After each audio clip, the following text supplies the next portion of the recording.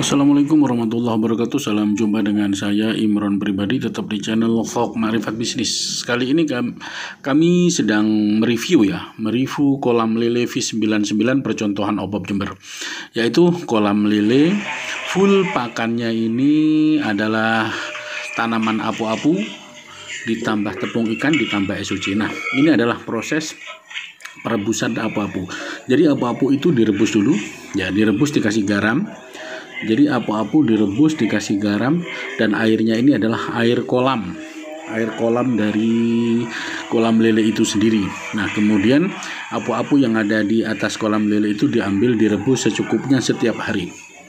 Ini yang dilakukan di Kepontren di Yayasan Al Akbar, ya, di Kepontren Al Mizan, dari Yayasan Al Akbar. Apu-apu ini mengandung protein yang cukup tinggi, sekitar 20-30%, ditambah tepung ikan yaitu 30%, dan kemudian SOC itu bisa sampai 45%.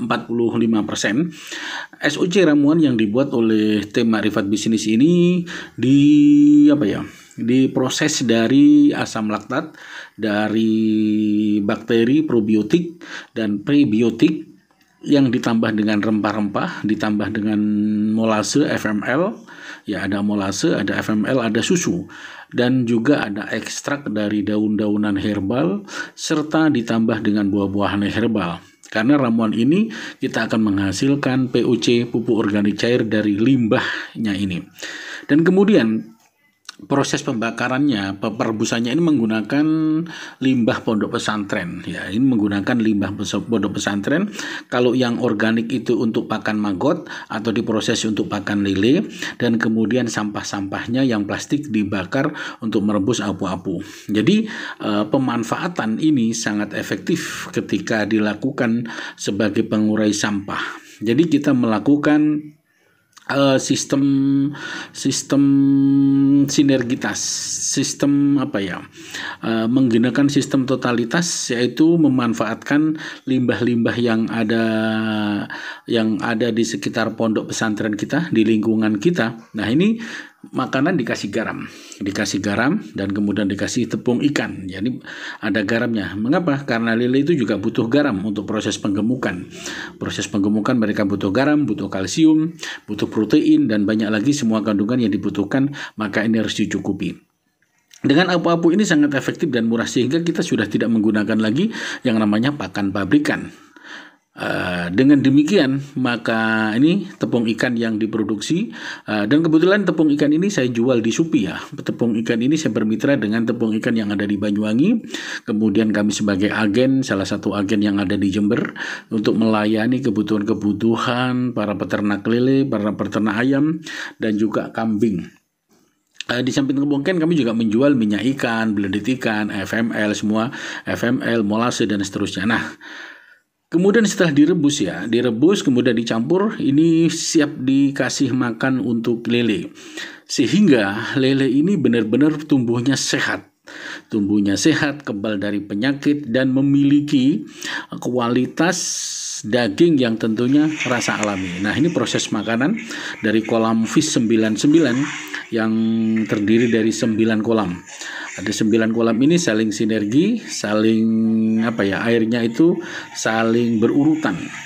Dan kemudian sistem airnya ini menggunakan sistem limbah dari semua kolam ini ditampung di dalam bak penampungan besar, dan kemudian dialirkan lagi. Tentu, mengapa dialirkan lagi air yang kotor? Nah, air yang kotor di situ sebenarnya bukan air yang kotor, tapi telah terjadi proses fotosintesis yang terjadinya perubahan mikroba, sehingga menghasilkan plankton dan zooplankton yang diurai kembali oleh bakteri probiotik suplemen organik cair yang kita campurkan ini. Nah, ini ikan begitu lahap makan dari apu-apu.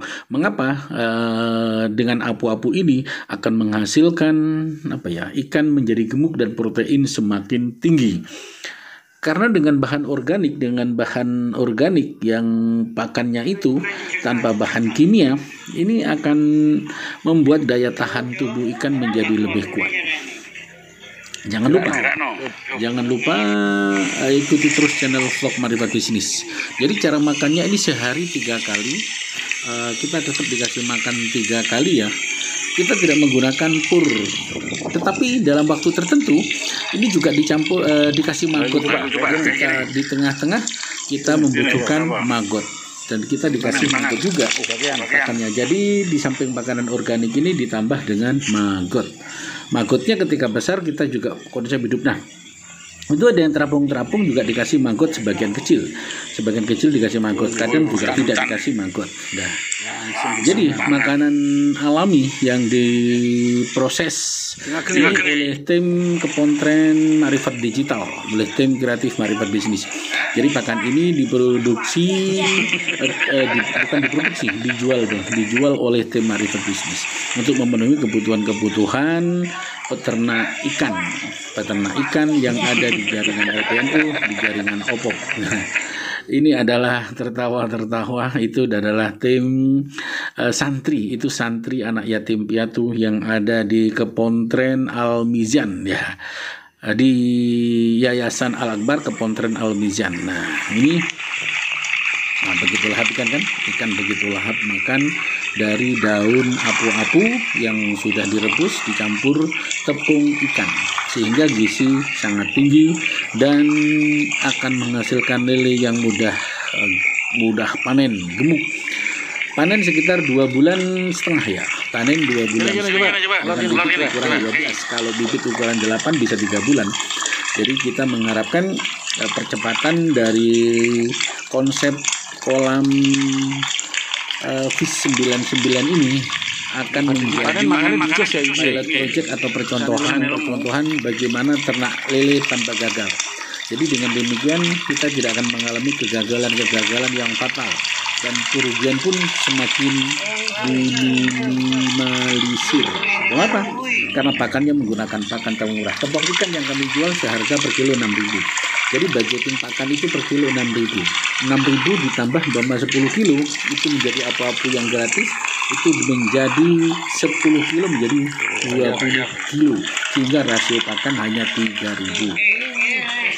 SOC-nya ini kita sebentar saja, sedikit saja, tidak begitu banyak, tapi dengan asumsi bahwa akan meningkatkan pertumbuhan daripada jenis ikan lele ini. Ini tidak hanya jenis ikan lele, ini bisa diterapkan pada ikan nila, gurami, dan lain-lain, patin, dan seterusnya. Karena konsep ini adalah konsep multi ya. Jadi konsep multi fish, multi ikan, multi jenis ikan tawar yang dikelola dengan konsep Fish 99. Oh ya, teman-teman kalau mau sharing berbagi boleh hubungi kami di WA 081234890038. Untuk teman-teman LPNU, teman-teman OPOP dan juga UMKM pesantren yang mau mengembangkan kolam Fish 99 ini bisa hubungi kami dan bisa kerjasama dengan yayasan dengan Kepontren ya, dengan Kepontren Marifat Digital, atau langsung hubungi OPOP terkait, OPOP terdekat, nanti akan nyambung ke jaringan LPNU.